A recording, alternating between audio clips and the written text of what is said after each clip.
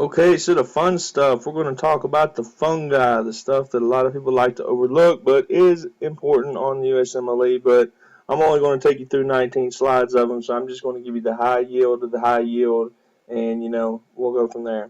So let's talk about Aspergillosis fumigatus. This is a mold with a V-shaped, acutely angled septate hyphae, usually less than 45 degrees. It is not dimorphic, so it occurs only as a mold.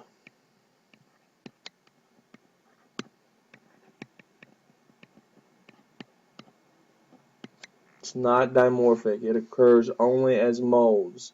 So you're going to get mats of hyphae and mycelium. It's not as a round single-celled yeast. Okay? Not.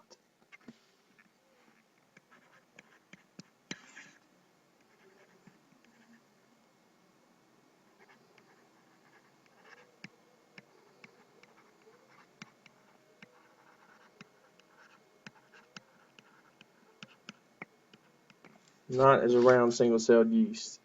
Now, aspergillosis is associated with immunocompromised patients, but there's one in particular that I want you to be aware of, and that is CGD, chronic granulomatous disease.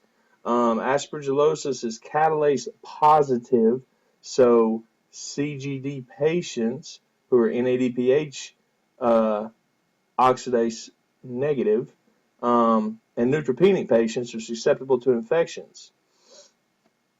So note, you can look at that. We'll talk more about CGD later on, but I just want you to be aware that aspergillosis is catalase positive and it does attack CGD patients as well as neutropenic patients. Now, it causes the following diseases: allergic bronchopulmonary aspergillosis, and that is an IgE.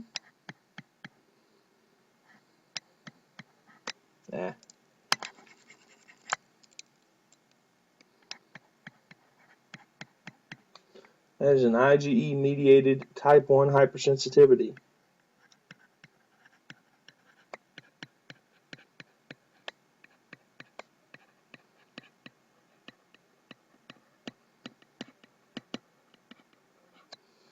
Type 1 hypersensitivity. Allergic bronchopulmonary aspergillosis. You can also have lung cavity aspergillomas. Lung cavity aspergillomas. These are also known as fungus balls. These forms in a pre-existing cavity due to previous cases of TB, sarcoidosis, and emphysema. Okay? So think TB, sarcoidosis, and emphysema.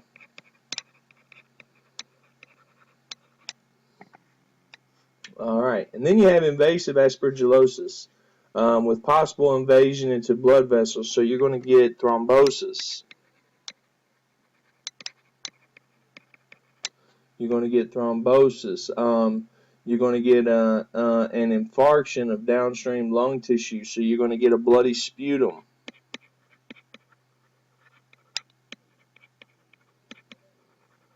So you can see how aspergillosis can be quite damaging. Now, there's also something called the aflatoxin. So Aspergillosis flavus produces an aflatoxin. Aflatoxin. And that's a known carcinogen, so it causes liver damage. And it's found on peanuts, rice,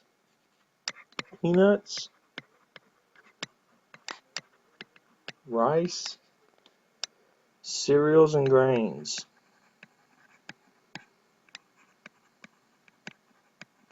Peanuts, rice, cereals, and grains worldwide.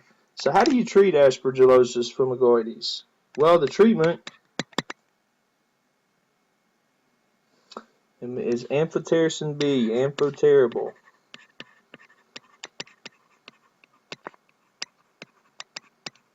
Amphotericin B. If If the patients cannot tolerate that, you can use something called how's it, caspofungin? Yeah, caspofungin. So these are the two ways you can treat aspergillosis fumigoides. And that is aspergillosis for you in a nutshell. The things it can cause, well, oh, we forgot to talk about the 4A's of aspergillosis. The 4A's, it can cause, it's acute angle, it can cause allergic aspergillosis and asthma, it can cause an aspergilloma, it is angioinvasive, it has an aflatoxin, and you treat it with amphotericin B. So that's the A's of aspergillosis. So let's talk about blastomycosis. So the blastomycosis species are dimorphic fungi. They're a mold in the cold and a yeast in the heat. Now they're a mold at ambient cool temperatures outside the body, but a yeast at body temperature. That's what dimorphic fungi means. Mold, cold, yeast, heat. Okay? Now, you can remember the dimorphic fungi by using the mnemonic body heat changes shape. That's blasto, histo, body heat changes shapes, coxo, coxio, and candida,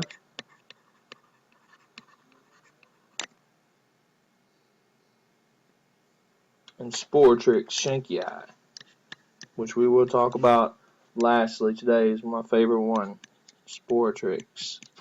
It's like the only one I can remember. Alright, so anyways, those are your dimorphic fungi, blasto, histo, coxio, candida, and Sportrix. So let's get that off there so we can talk more about blastomycosis. So what do you look for? You look for, it's endemic in the central southeastern United States, so the Ohio and the Great Lakes regions, but you look for broad-based budding organisms on the wet smear. That's usually 5 to 15 micrometers. Note that an RBC is like 7 micrometers, so they're about twice the size of red blood cells that you see on the wet smear. Transmission is by inhalation of spores called candida or canidia, and at body temperatures they become a yeast. This causes pneumonia and systemic infection with caseating granulomatous nodules. Caseating granulomatous nodules. Caseating granulomatous nodules. Alright, so 50% of infected persons are asymptomatic.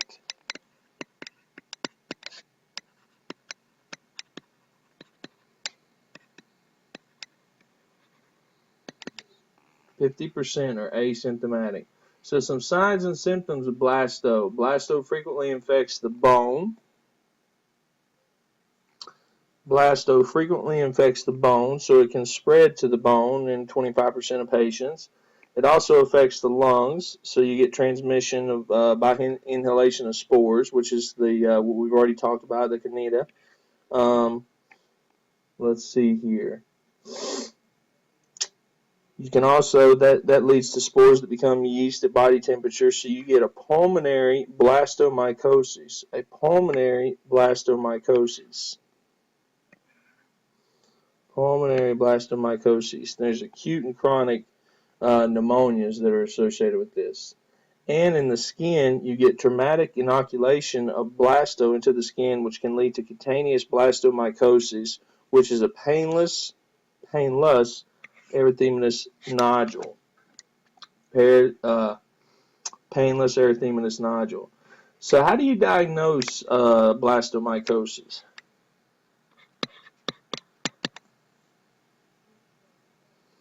Diagnosis is you identify the broad-based budding on wet smear. And you culture on something called Say Berard's auger.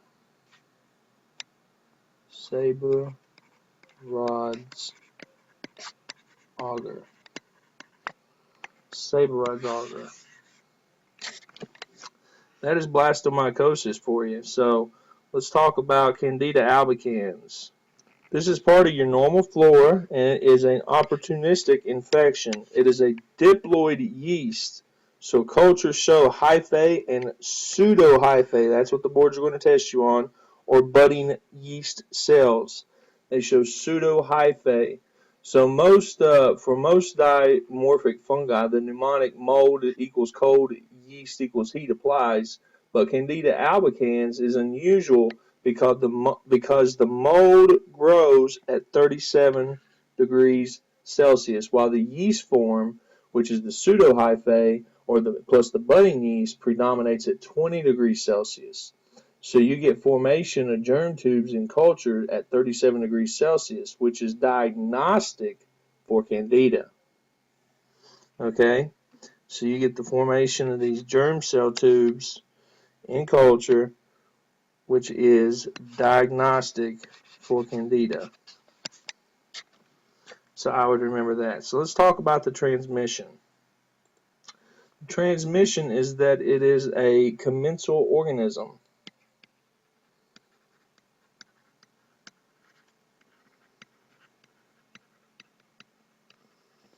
It's a commensal organism. So in the immunocompetent patient, you're going to get a cutaneous infection. In the immunocompromised patient, you're going to get a cutaneous and or systemic infection. Now, conditions caused by Candida albicans include number one, and the big one, thrush. Usually in infants or elderly people with dentures, post-antibiotics, immunocompromised people, any of those people can get oral thrush. You can also get a candidemia, that's right, which may lead to infective what? Endocarditis. A lot of people overlook that. I've seen that tested on the board, so be careful and be aware of that.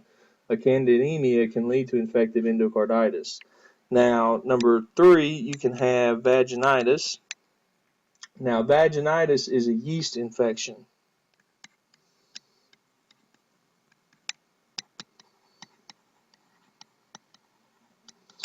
A yeast infection, especially post-antibiotics. You get a white cottage cheese-like discharge, okay?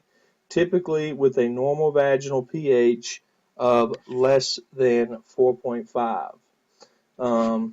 The example, like the vaginal pH does not increase, versus bacterial or trichomonal vaginitis or vaginosis, where the vaginal pH may exceed 4.5.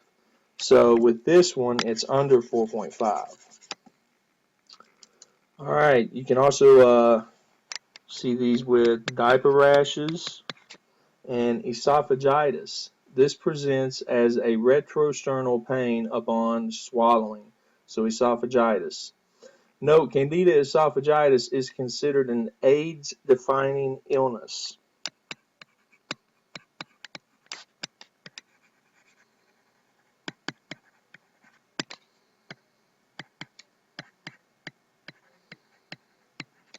And how do we treat this? We treat it with azoles like fluconazole.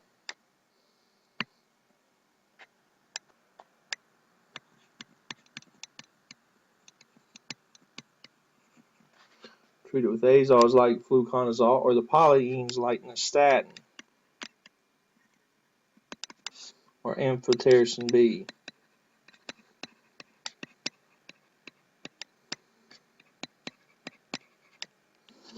And that's how we treat Candida albicans. So let's talk about coccidiomycosis. So coccidiomycosis is a dimorphic, which is a myceliae form in soil, and a spherule containing endospores at body temperature, so like a sputum sample. He's a large organism, usually 20 to 60 micrometers in diameter, so he's huge. He's endemic to the U.S. desert regions in the Southwest, South America, and some Central American countries. His transmission is by inhalation. Dust exposure is a critical factor. So let's talk about some clinical features of coccidiomycosis. He causes endobronchiolitis or pneumonia, and this is known as San Joaquin Valley fever. Now, San Joaquin Valley fever is usually when you get a fever,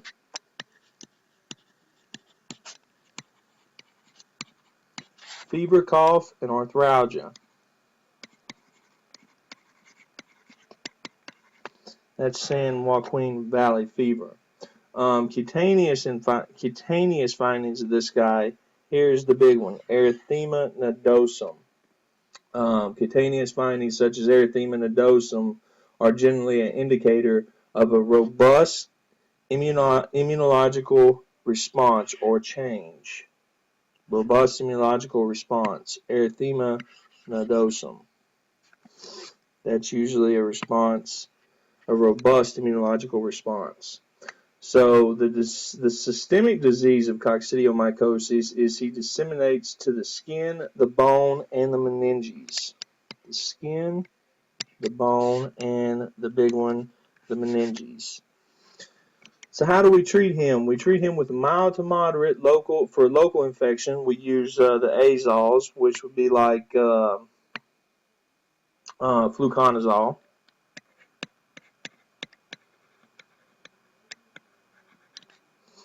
And for the systemic or disseminated infections, we use amphotericin B. So what about Cryptococcus neoformans? Well, Cryptococcus neoformans is a yeast with a thick capsule. Thick capsule. Usually don't see encapsulated organisms that are yeast. He is not dimorphic and he causes meningitis. Okay? Now, there's something called the latex agglutination test.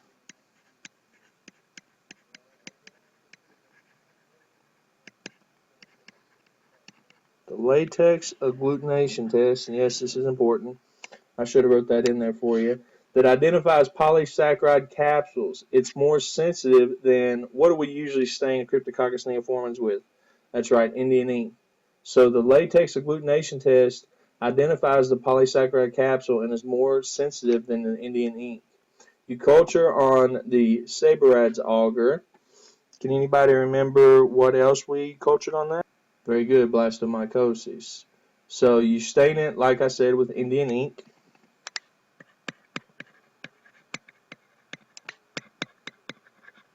That's the stain you can see right here, Indian ink. Usually this is black with these green. So a large capsule excludes the ink. The capsule itself can be stained by the Macumerian stain.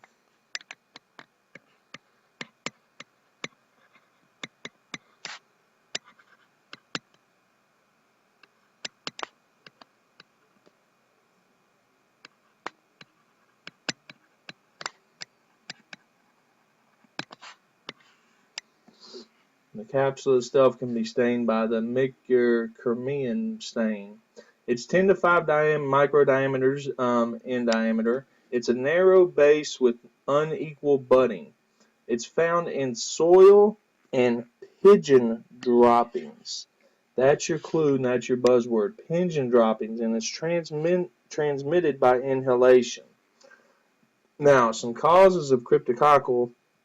It causes cryptococcal meningitis and pulmonary cryptococcidiosis. The pulmonary form ranges from asymptomatic to the ARDS. Typical symptoms include fever, malaise, cough, and pleurisy. Now, in cryptococcal meningitis, you look for soap bubble lesions. Soap bubble lesions are fungus-filled cysts in the gray matter.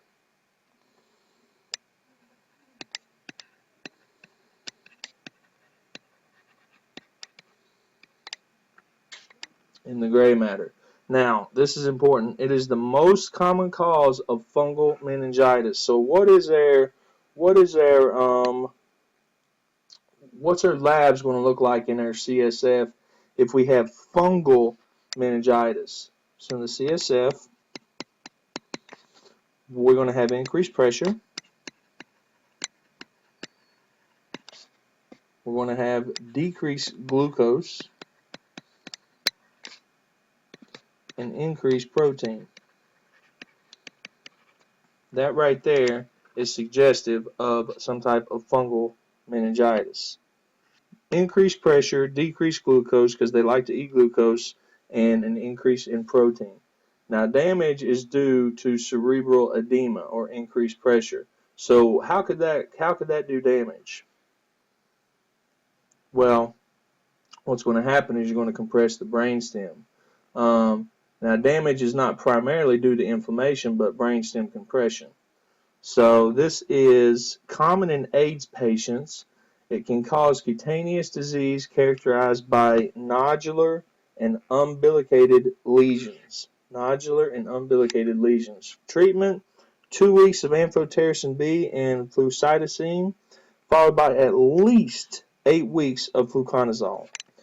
That is how you treat Cryptococcus neoformans, and that's about everything high yield you need to know. Pigeon droppings, it's the most common cause of fungal meningitis, so you're going to be tested on it. Know about the Indian ink. Also, they could hit you with the latex agglutination test and or with the mycéramine stain for the capsule. So what about cutaneous mycosis? This is Tinea versicolor or pityriasis caused by Malassezia furfur. Malassezia furfur, which is a lipophilic yeast. On KOH stain, you look for spaghetti and meatballs. Spaghetti and meatballs. You treat it with topical miconazole and selenium sulfide. Now, sun exposure leads to hypopigmented or hyperpigmented spots on the trunk, the back, the face that do not itch, so it's not inflammatory. A fungemia due to catheter use in neonates, seborrheic dermatitis, and folliculitis are all normal things that can happen with cutaneous mycosis, and it is part of the normal flora. So how do you diagnose it? Well, you diagnose it on a KOH mount of a skin scraping of a cluster of yeast or meatball, so that's your yeast. Yeast are short septated non-branched hyphae, and that is your spaghetti appearance. So now you can get Tinea pedis, Tinea cruis, and Tinea capitis, which is a pruritic or itching lesions with central clearing resembling a ring. Okay? Now that is caused by dermatophytes mycosporium on the hair and skin.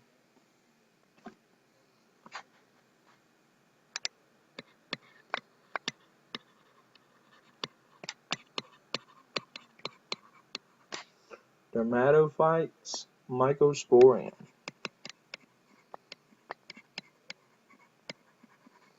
on the hair and skin. Also trichophyton on the hair, skin, and nails, and epidermophyton on the nails and the skin. So you treat it on the skin with topical azoles, and on the nails you treat it with oral terbinafine. Oral terbinafine or topical azoles on the skin. So, like we said, you diagnose it with a KOH to analyze the skin scrapings or the hyphae.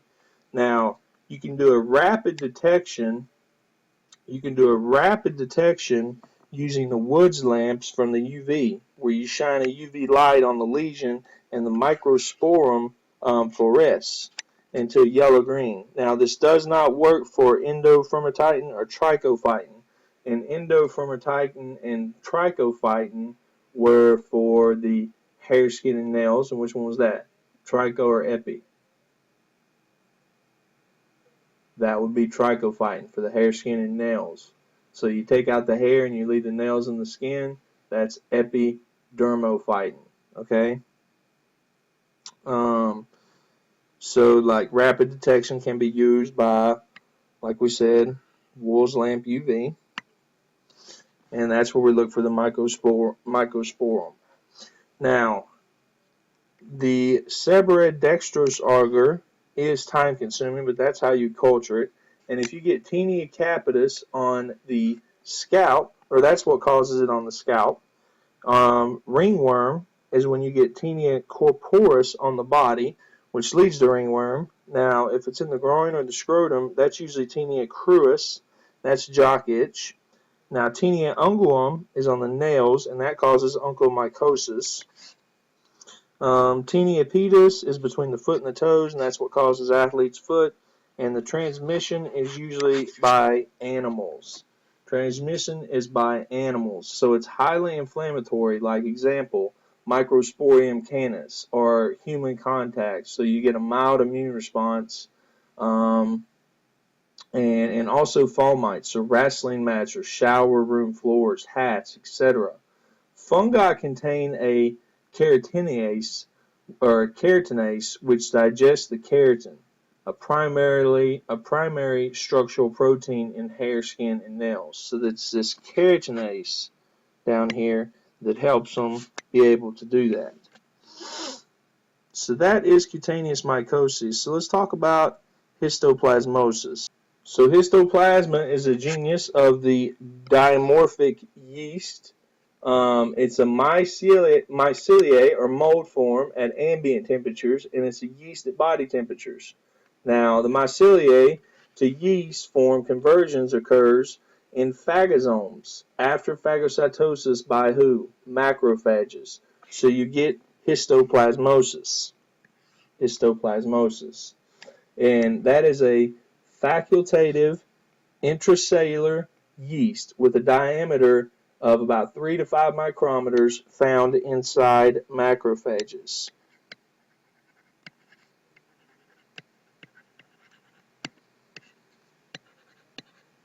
Found inside macrophages, inside. It is endemic to Ohio, Missouri, and the Mississippi River valleys. It lives in soil near bird and bat droppings. So usually your spelunkers or your cave dwellers usually are the ones that get histoplasmosis. So histoplasma can cause pulmonary histoplasmosis or pneumonia, especially in immunocompromised patients. Now 90% of them are asymptomatic. The histoplasm pneumonia is characterized by granulomas that shows up as calcifications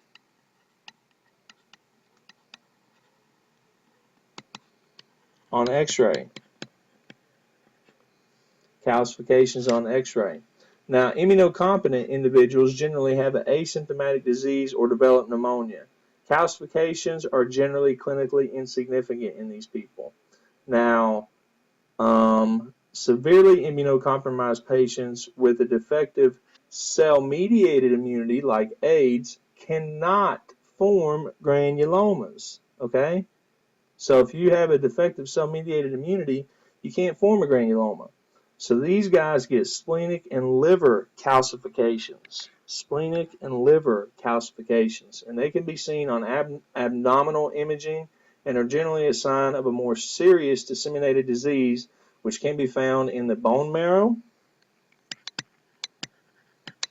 the blood, and skin. Remember, the skin tells you what's going on with the body. So how do we treat this? We treat it with ketoconazole, itraconazole, and amphotericin B. Ketoconazole, itraconazole, and amphotericin B. So mucormycosis. This is an opportunistic fungal infection. The class of disease is characterized by mucor, rhizopus, and Aspergillus species of fungi. It's ubiquitous fungi. So the Rhizopius is the breast mold.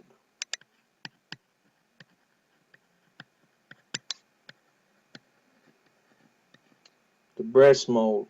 Now, these are non-septate hyphae broad angle branching. So that means it's greater than 90 degrees. Okay?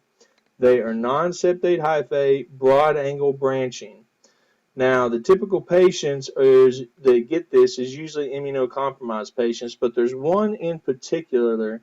Well, besides the DKA, leukemic patients or a neutropenic patient can get this, but diabetic ketoacidosis is the most common predisposing factor. So I want you to remember that.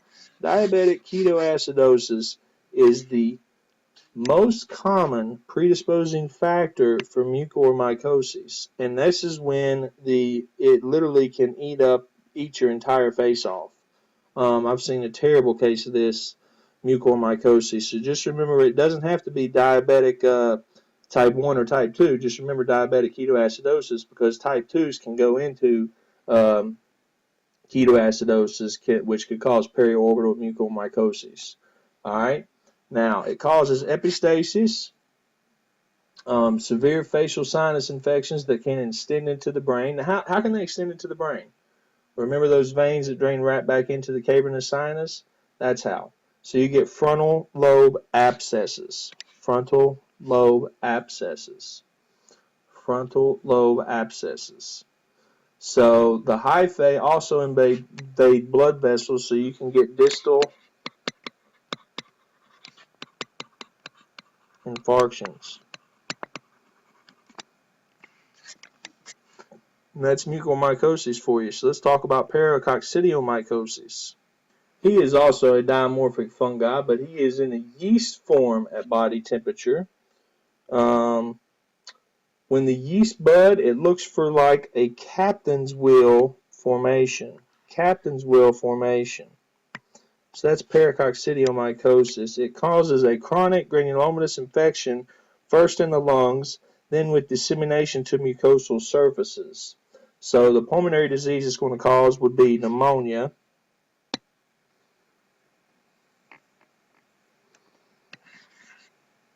Pneumonia. And the mucosal disease it's going to cause is ulcerative granulomata. It's restricted to areas of South and Central America.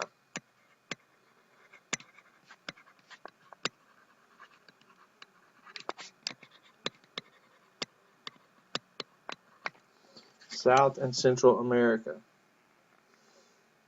And you can kind of see this little captain's wheel here when the yeast bud. So Pneumocystis jirovecii. What do we know about this guy? Well, he is formerly known as Pneumocystis carni. Pneumocystis carni.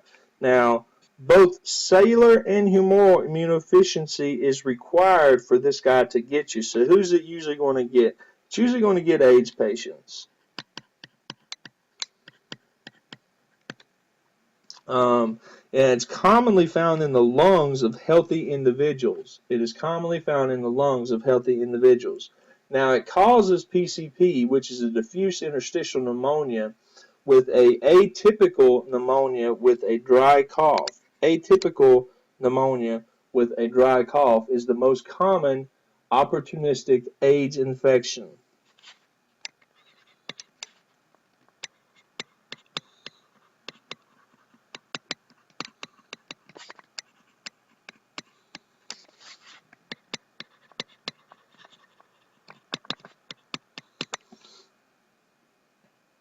Most common opportunistic AIDS infection, Pneumocystis jirovecii. Now, what are we going to see on the chest x-ray? Like I said, he is the most common opportunistic AIDS infection. So the chest x-ray, you're going to get a diffuse bilateral infiltrates extending from the perihilar region. Now, this is a big one.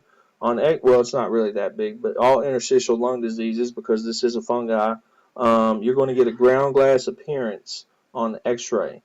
Histologically, Pneumocystis pneumonia shows a fluffy foamy exudate in the alveolar spaces, and I wish I had a picture of that to show you. We'll see if we can get one on a video here soon. And then you also can get BAL, which is bronchoalveolar lavage, may be silver stained, which also shows similar fluffy exudates.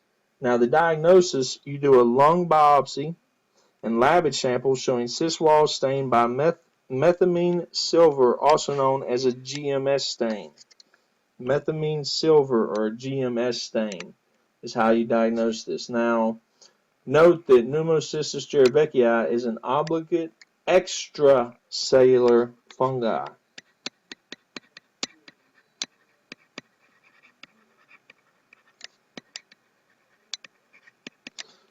Do you remember which one was an intracellular fungi? That's right, histoplasmosis, found in macrophages. Very good. So you prophylax HIV patients when their CD4 count gets below 200. And how do we treat this guy? We use TMP SMX. It works very well. How does TMP SMX work? It's an inhibitor of folate synthesis. Very good. So the last one we're going to talk about that is high over the boards is Sportrix shankii. This happens to be my favorite one. Don't ask me why, but this one always stuck with me for some reason. First of all, he is dimorphic. So in the yeast form, he's a cigar shaped and found in human tissue, and in the mold form, he's found on plants, not plants. It should be plants.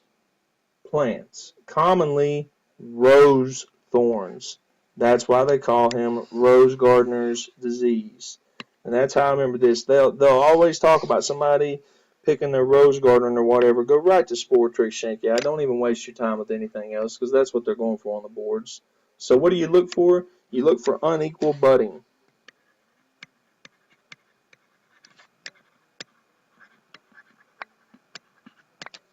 Unequal budding.